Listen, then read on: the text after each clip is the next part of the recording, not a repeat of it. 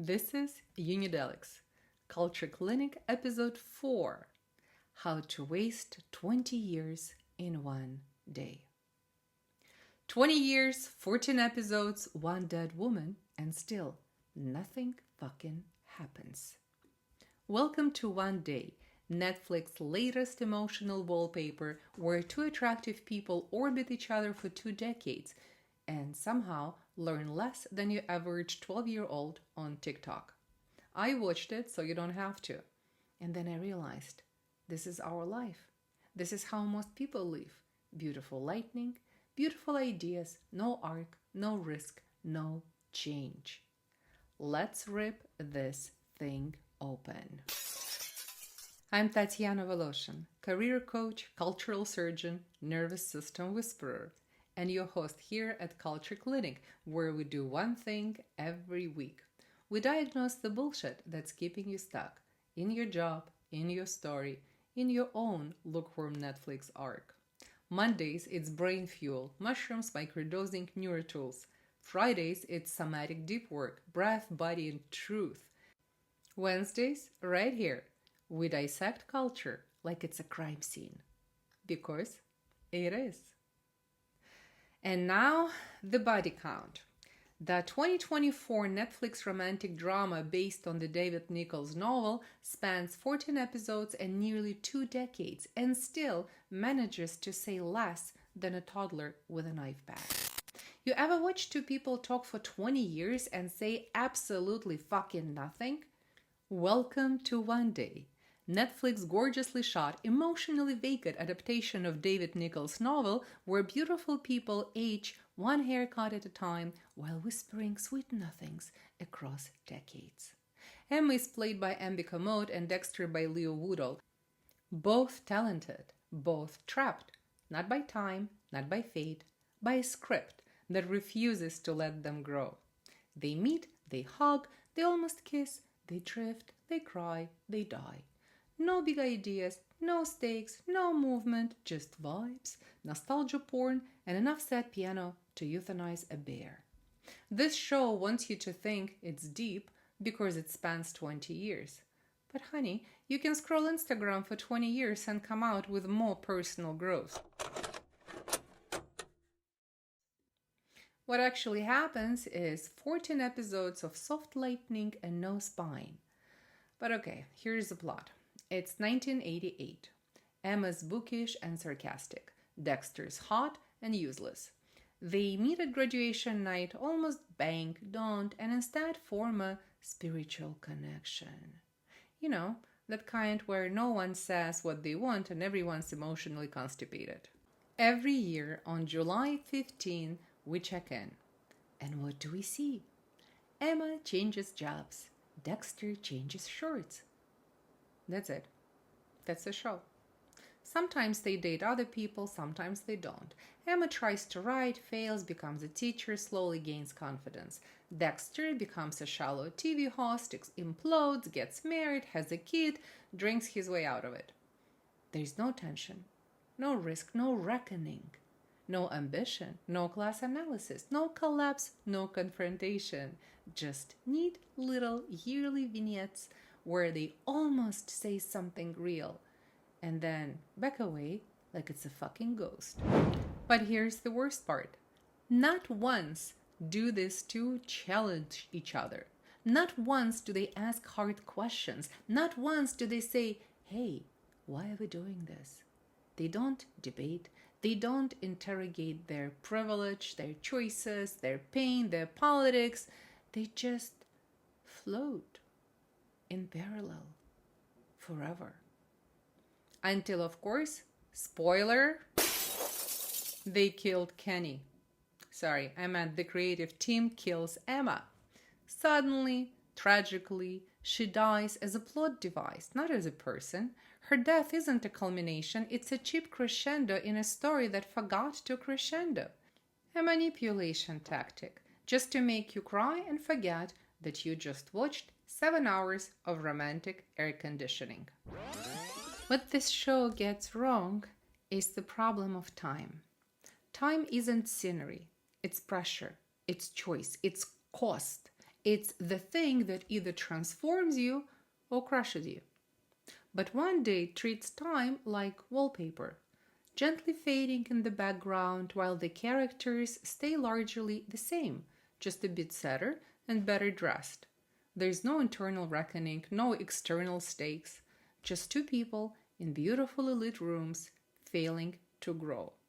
And yes, you can tell me it's realistic, that people drift, that we sabotage what we want.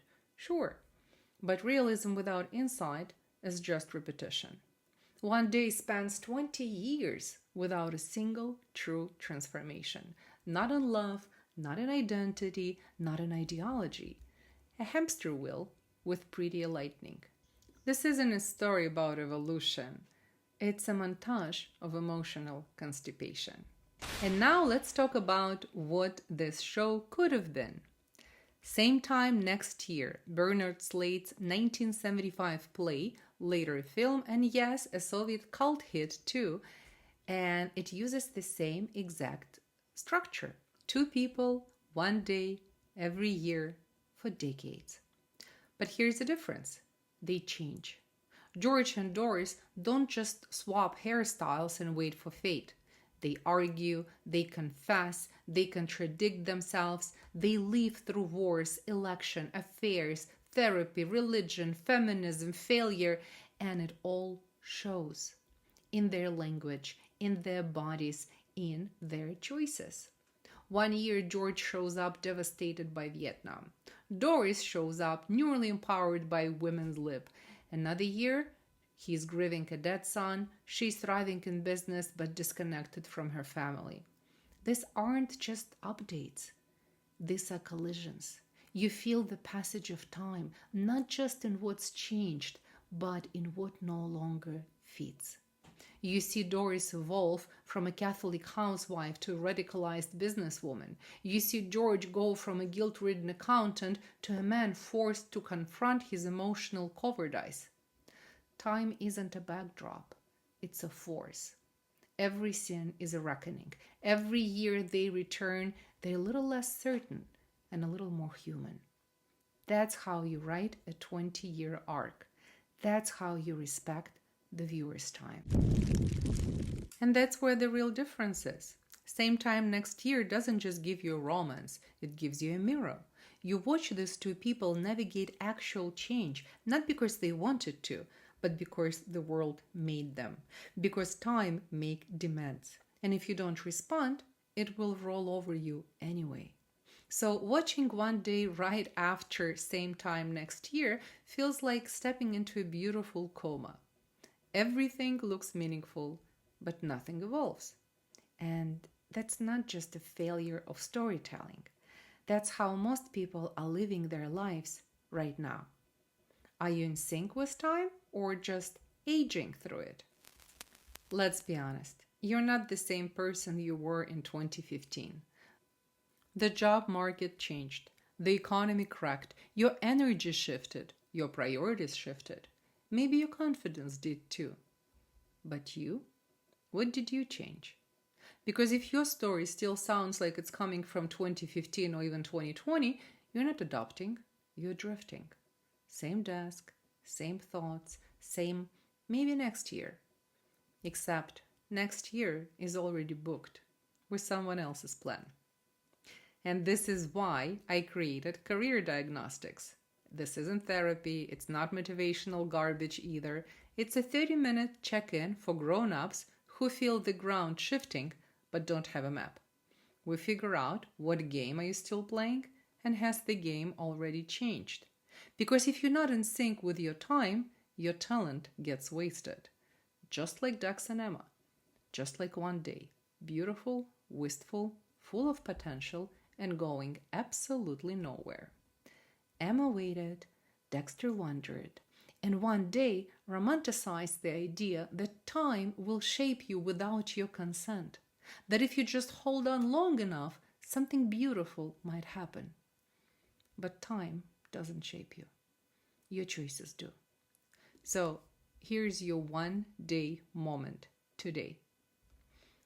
Take a breath, look at the arc you're in, ask yourself, is it still yours.